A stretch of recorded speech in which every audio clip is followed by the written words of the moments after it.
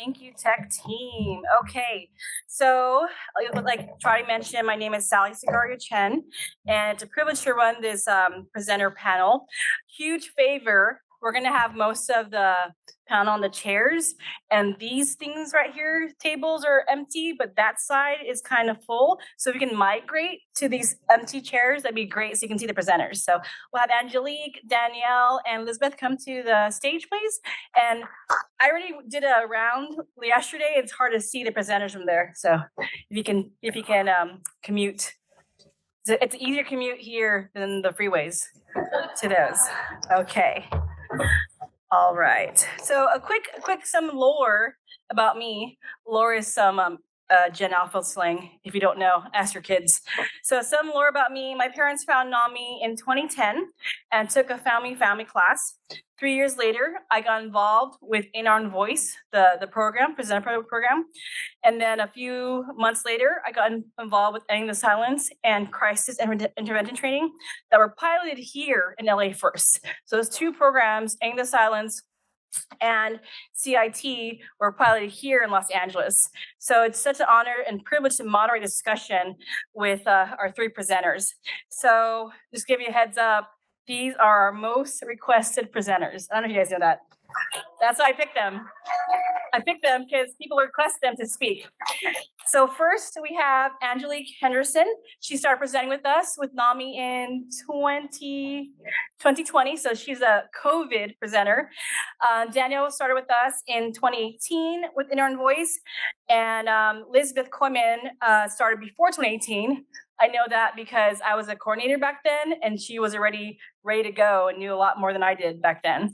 So for those that go to our general meetings in Long Beach, NAMI Long Beach, I love to start the meetings with a icebreaker. Okay, so I want you to go ahead and state your name, how you found NAMI, and Dodgers or Yankees. Just kidding. Angelique's from Brooklyn, so I don't want her to start a fight. So, so your name, how you found NAMI, and your favorite interaction or talk at this conference. Go ahead, Angelique. Hi, everyone. I'm Angelique Henderson. I found NAMI because NAMI found me by way of Sally Sagario Chen, who's my church sister and dragged me into this program during the pandemic. I was living alone in a studio apartment, struggling with depression and anxiety, which we will talk about. And Sally was like, you should present for NAMI. You'll make money as well. And it's great. And I was like, okay. And now I'm in ETS, In Our Own Voice. I'm an Ending the Silence, In Our Own Voice presenter, and an Ending the Silence trainer. Was that everything? And what did you like about? Yeah, Angelique. So yeah, you have some support back there. She presents for them. Angelique, what's your favorite part of the conference so far? Like the talk, interaction, so far? Food. So I arrived during lunch. And the lovely food and swag and fellowship among my NAMI comrades has been my favorite part so far, but hopefully the panel will top that. All right, thank you, Angelique. As she mentioned, yes, we do pay our presenters to speak, but they have to go through training first. Okay, go ahead, Danielle. Your name, how you found NAMI, and what's your favorite part of today? Hi, everyone. My name is Danielle Brahinsky, and it is such an honor to be here and to be amongst all of you. And I just want to give a big shout out to Sally because I admire and respect her so much. And Angelique trained me for Ending the Silence. I have done Ending the Silence. I've done In Our Own Voice since 2018. I just started doing the CIT training, which is law enforcement. And it's all just incredibly thrilling. I have both bipolar and OCD, and I found NAMI when I was 29, and I told my psychiatrist that I was so happy with how healthy I had been and how stable I was, and that I wanted to give back. And she said to me, I said, I don't know where to go, but I'm grateful and I've got to do something about it. I've got to teach others. And she said, NAMI. She said, go to NAMI. And I met with Tim Davis, and he said, do you want to do public speaking? And I said, sure, why not? And today I could not be more proud of how far I've come. Yeah, awesome, Danielle. Real quick, what's your favorite part of today, the conference? Favorite part of the conference, favorite talk, interaction, food, staff? Who's your favorite staff? Angelique, of course. Unfortunately, I was not able to get here until a little bit later as well. I had to pick up my daughter and take her home, so that was all I could do. But my favorite part of being here is just the reason why we have NAMI, because NAMI is about the mission, and I know every person here is just so unbelievably passionate about it, and I could not think of a more unbelievable organization than NAMI. It's perfect to me. Sorry, can you, anything All right, else? Danielle, thank you so much. Also to give a a lot of claps for these ladies. Also, Danielle was one of the pioneers of the warm line of Cal Hope last year. So thank you for your service. Okay, Lisbeth.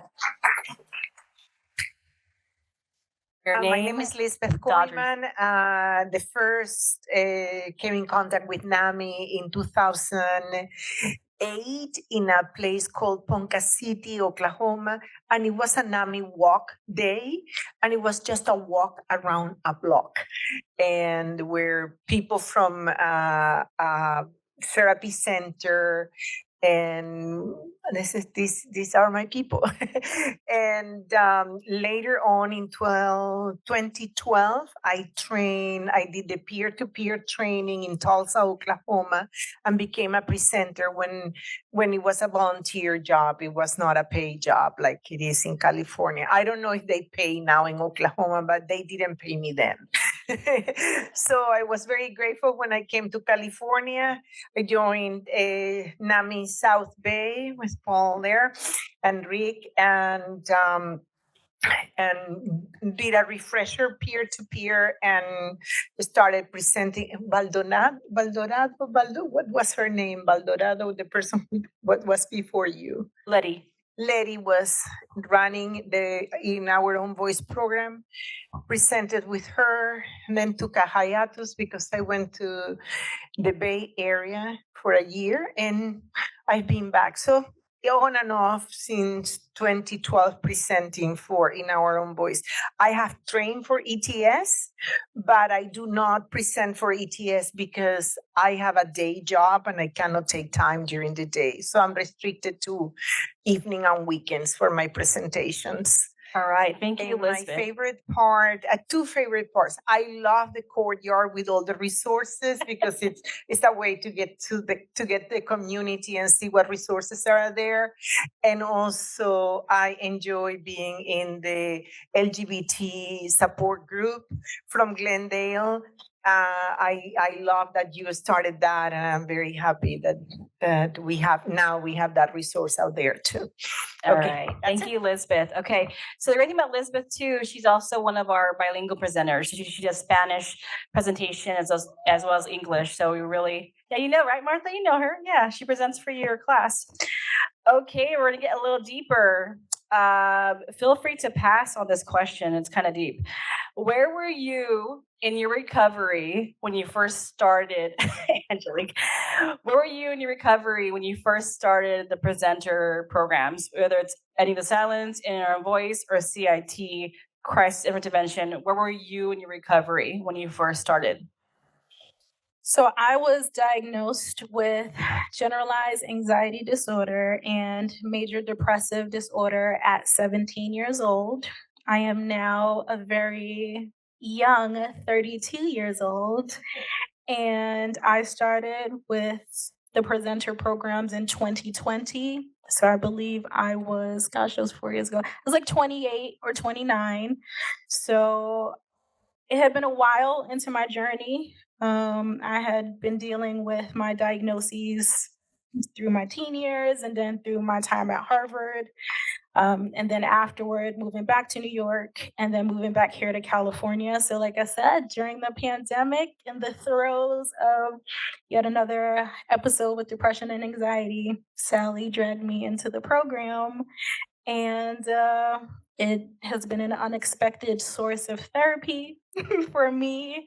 Every presentation is a therapeutic experience, hearing other people's stories and symptoms and highs and lows. And yeah, that's where I was, having my own struggles, went through the trainings. And by the time I finished training, you know, not symptomatic as much to be well enough to be presenting for 4 years now. All right, thank you so much, Angelique. I'm gonna have Lisbeth share that for that question. Because you said you started in Oklahoma. Yeah. So where were you in your recovery when you started Inner Voice? Okay, so first I speak recovery in present continuous. Is recovering for me, and I have always been in recovering since I was diagnosed. I was diagnosed in 1998, and when I first came across NAMI, it was 2008. So by that time, it had been 10 years, but I'm still recovering. It's a never-ending process. I didn't have all the skills that I have now. I was heavily dependent on medication in 2008. And fortunately, through the years, I have learned to be less dependent on medication and advocate for myself. With psychiatrists, so I can go for extended periods of time without it. So at that point, that's the big breakthrough that I see in my recovering process, is how dependent I was on medication for my well-being and how dependent I am on my own coping skills now for my mental health. How was Inner Voice training and presenting helpful for you during that time? The great thing about In Our Own Voice is that it forces you to walk the talk. So every time you go out there, you are reminding yourself of your coping skills. And in my case, because one of the main issues that I deal with is alienation and isolation, is when I am in those dark moments, I have my talk ready in my mind. Say, you have done this, this has worked.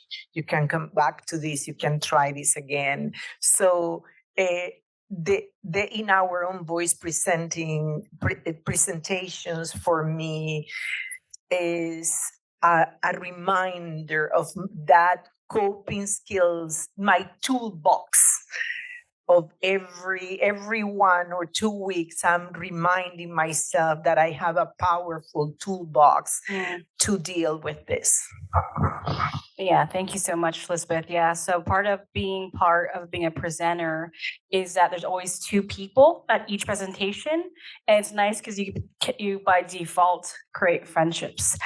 All right, I have one more question. It's pop quiz. I'm picking Danielle because, like I mentioned, Danielle was a Cal Hope Warm Line, so she knows all the resources. Pop quiz, Danielle. How can people sign up to be a presenter? Okay. How do you sign up to be a presenter? I would think, I'm pretty sure I have the right answer. You basically go to the person who's the coordinator and ask them if you can, and then do a training. That's the best answer I have, I think. It's like half. So to be a presenter, you have to be active with NAMI. What's active with NAMI? Being active with being here, conferences, volunteer, go to your general meetings, join support group, take a class. And like as Danielle mentioned, is that our facilitators nominate you, and your operations managers are the ones that recommend you to Sylvia. So find Sylvia. Sylvia Gill is our training coordinator. She's the one you want to go to be a presenter. And that's how, as you can see, like Angelique, Danielle, and Lisbeth have been presenting, average of 5 years. Lisbeth for 10, Danielle for 4, and Angelique for 4.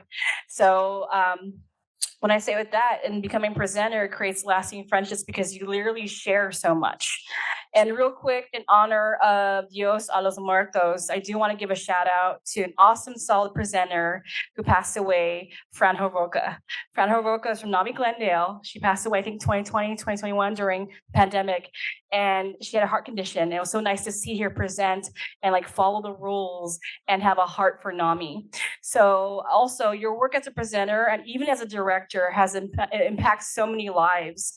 And may we continue the NAMI culture with the legacy and the same urgency and heart as our presenters here and our presenters before us. So thank you, LA County, for having us. Enjoy the rest of the 2 speakers and enjoy LA because you're going to be here for a long time, literally. Thank you.